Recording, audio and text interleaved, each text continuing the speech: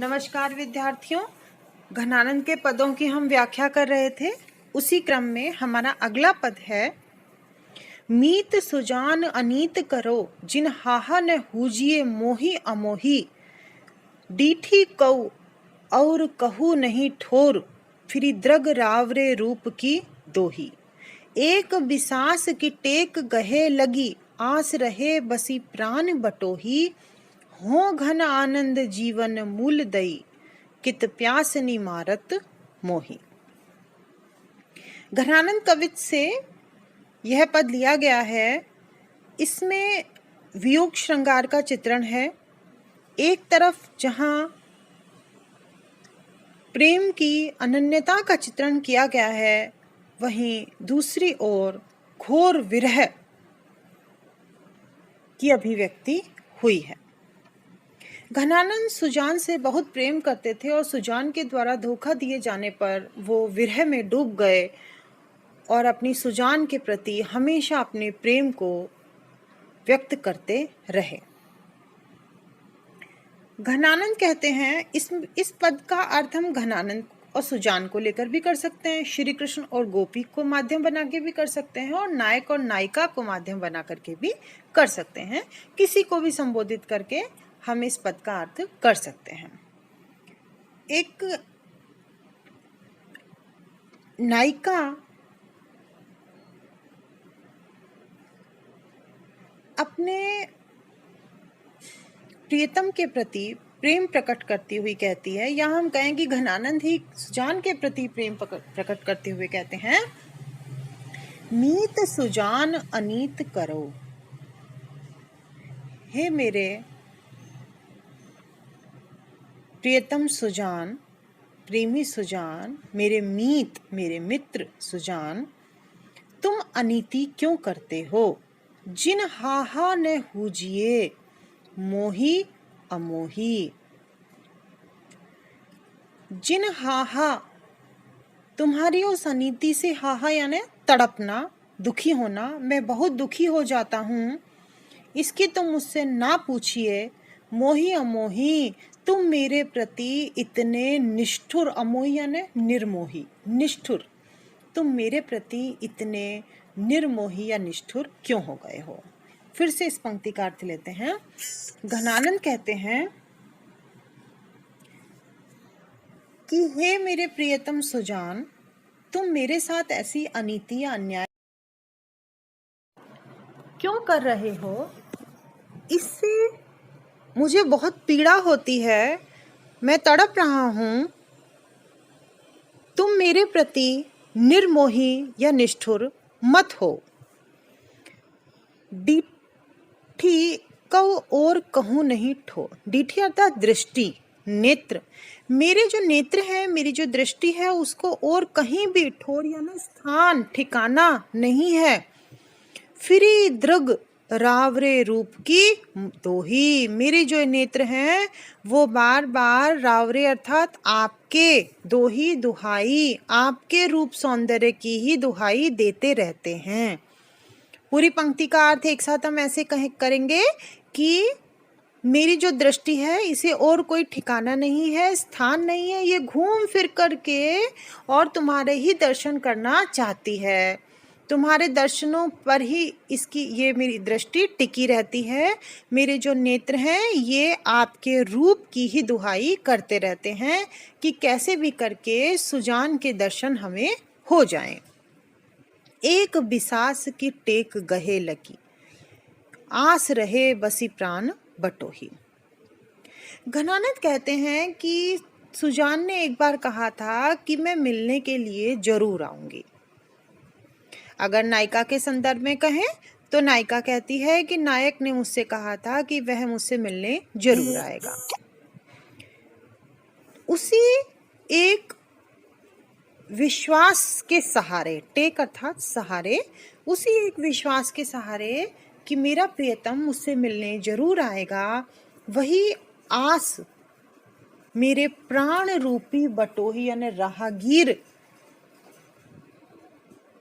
के पास लगी हुई है, और इसीलिए ये प्राण अटके हुए हैं, निकल नहीं रहे हैं क्योंकि इन्हें लगता है कि ऐसा ना हो कि कहीं ये प्राण तो निकल जाए और पीछे से सुजान आ जाए तो फिर क्या होगा। तो उसके दर्शनों के लिए लालायित हैं और इसीलिए ये अटके हुए हैं। वही एक विश्वास का सहारा कि वो एक बार दर्शन देने जरूर आएगी, इसीलिए प्राण रुके हुए हैं। हो घन आनंद जीवन मूल दई, पित प्यासनी मारत मोही। घनानंद कहते हैं कि हे प्रियतम, मैं तुम्हारे विरह में तड़प रहा हूँ, तुम मेरे जीवन का आधार हो, अतः तुम अपने घन आनंद की वर्षा करने वाले तुम बादल हो, अतः तुम आनंद की वर्षा कर दो, जो मेरे जीवन का जीवन मूल, मेरे जीवन का आधार है। तुम मुझे ऐसे अपने दर्शन ना कराकर दर्शनों की प्यास में मत मारो। वो यही कहना चाहते हैं कि तुम तो आनंद की वर्षा करने वाले बादल हो, जो मरे हुए जब बरसते हैं तो जो मरे हुए भी जो पदार्थ हैं, अर्थात जो ये प्रकृति है, ये भी जीवंत हो उठती है। तो फिर उसी प्रकार बरस करके तुम मुझे भी मेरी इस जो दर्शनों की अभिलाषा है इसे पूरा कर दो, और जो मेरे प्राण अटके हुए हैं वो उनको भी जीवन मिल जाए।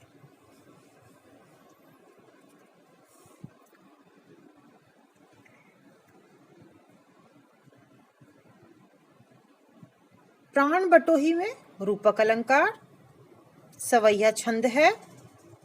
घनानंद जीवन मूल में श्लेष अलंकार है।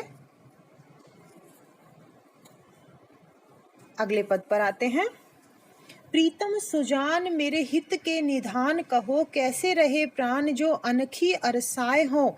तुम तो उदार दीनहीन आनी पर्यो द्वार, सुनिए पुकार याही कौ लो तरसाए हो।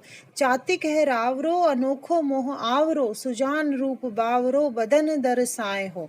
विरह नसाए दया हिम में बसाए, आए हाय कब आनंद को घन बरसाए हो। घनानंद सुजान के विरह में बहुत व्यथित हैं, पीड़ित हैं, तड़प रहे हैं। उसी विरह का चित्रण वो करते हैं। वो बस एक बार उनके दर्शन करना चाहते हैं। इसी क्रम में वो कहते हैं, प्रीतम सुजान, हे मेरे प्रियतम सुजान, मेरे हित के निधान कहो। तुम तो मेरा हित करने वाले हो, मेरी भलाई करने वाले हो, मेरा कल्याण करने वाले हो, तुम उसके खजाने हो। कैसे रहे प्राण जो अनखी अरसाए है। अनखी यानी बिना देखे। अब तुम्हारे बिना, तुम्हें बिना देखे मेरे ये प्राण कैसे रहें। अरसाए यानी कुम्भला जाना। ये तो तुम्हारे दर्शनों के बिना बिल्कुल कुम्भला गए हैं, मरने वाले हो रहे हैं, अतः इन्हें दर्शन दीजिए। तुम तो उदार, तुम तो बहुत उदार हो। दीनहीन और मैं दीन हूं, हीन हूं। आनी पर्यो द्वार, तुम्हारे द्वार पर आकर के पड़ गया हूं। मेरी पुकार सुन लो, सुनिए पुकार याही कोलो तरसाए हो। तुम मेरी इस प्रेम की पुकार को सुन लो, मुझे क्यों तरसा रहे हो। चातिक है रावरो, रावरो अर्थात आपका, मैं तो आपका चातक हूं।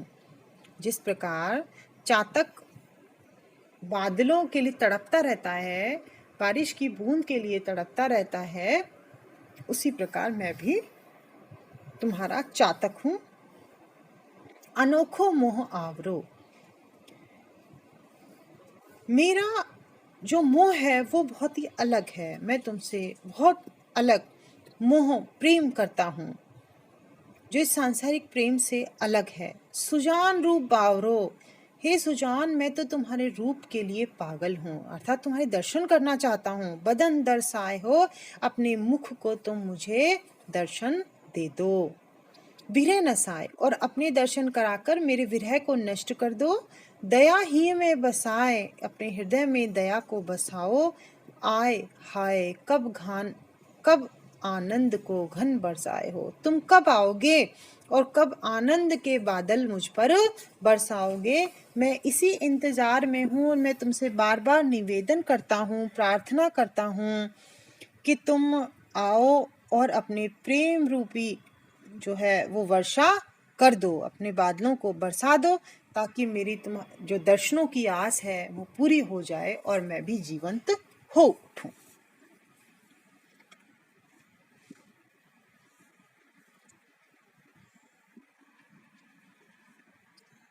सुजान शब्द जो है श्लेष अलंकार है, इसमें ब्रज भाषा का सुंदर प्रयोग हुआ है, वियोग श्रृंगार रस है। अगले पद पर आते हैं।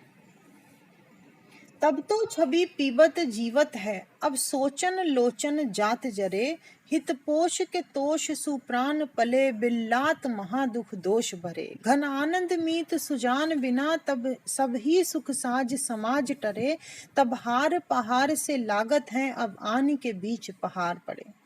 घनानंद का बहुत ही सुंदर पद है यह। इसमें एक तरफ अपनी पुरानी संयोगकालीन जो यादें हैं उनको याद करते हैं और दूसरी तरफ वर्तमान में आकर वियोग दशा का चित्रण करते हैं। संयोग और वियोग का बहुत सुंदर मिलन इस पद में हुआ है। नायिका कहती है या घनानंद कहते हैं या गोपी कहती है, हम कुछ भी कह सकते हैं, तब तो छवि पीवत जीवत है। हम घनानंद को लेकर के ही इसका अर्थ करेंगे। घनानंद कहते हैं कि जब हमारा संयोग काल था, मैं सुजान के पास था, तब तो छवि पीवत जीवत है, तब मेरे नेत्र उसके रूप सौंदर्य का पान करके जीवित रहते थे। अब सोचन लोचन जात जरे, और अब ये मेरे नेत्र उस संयोगकालीन दशा को सोच करके, उन सुखद क्षणों को सोच करके जात जरे जलते रहते हैं। हित पोष के तोष सुप्राण पले। संयोगावस्था में तो ये प्रेम के पोषण से मेरे ये जो प्राण थे ये संतोष प्राप्त करते थे और पलते थे, अर्थात इनका पूरा प्रेम से इनका पोषण होता था। बिल्लात महादुख दोष भरे, लेकिन अब वियोग काल में ये भयंकर दुख से भर गए हैं और बिल्लात चिल्लाते रहते हैं, तड़पते रहते हैं। घन आनंद मीत सुजान बिना। घनानंद कहते हैं कि मेरे प्रियतम सुजान के बिना सभी सुख साज समाज टरे। जितना भी सांसारिक सुख साज की वस्तुएं हैं, ये सब कुछ मुझे अच्छा नहीं लगता है। इन सब से मेरा वियोग और बढ़ता है। तब हार पहाड़ से लागत है। संयोग काल के सुख क्षणों का चित्रण करते हुए कहते हैं कि जब मैं सुजान के नजदीक जाता था तो उसके द्वारा जो गले में हार पहना रहता था, वो हार भी मुझे पहाड़ के समान लगता था, क्योंकि उससे मिलने में वो व्यवधान पैदा करते थे। अब आने के बीच पहाड़ पड़े, पर अब ऐसा लगता है जैसे सचमुच के पहाड़ हमारे बीच आ पड़े हों। वियोग के ऐसे पहाड़ आ गए हैं जो ऐसा लगता है कि किसी भी स्थिति में अब हम एक दूसरे को नहीं देख पाएंगे, मेरा अपनी प्रियतम से मिलन नहीं हो पाएगा। तब हार पहाड़ से लागत है, अब आने के बीच पहाड़ पड़े, जैसी बहुत सुंदर पंक्ति घनानंद ने लिखी है। घनानंद का प्रेम वास्तव में अनन्य है, एक निष्ठ है।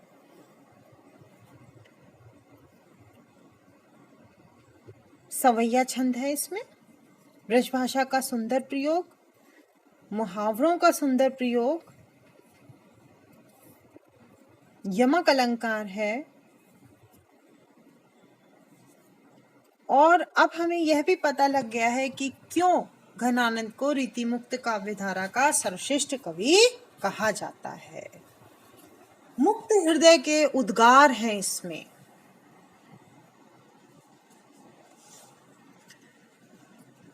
सुजान के प्रति अनन्य प्रेम, आत्मनिवेदन,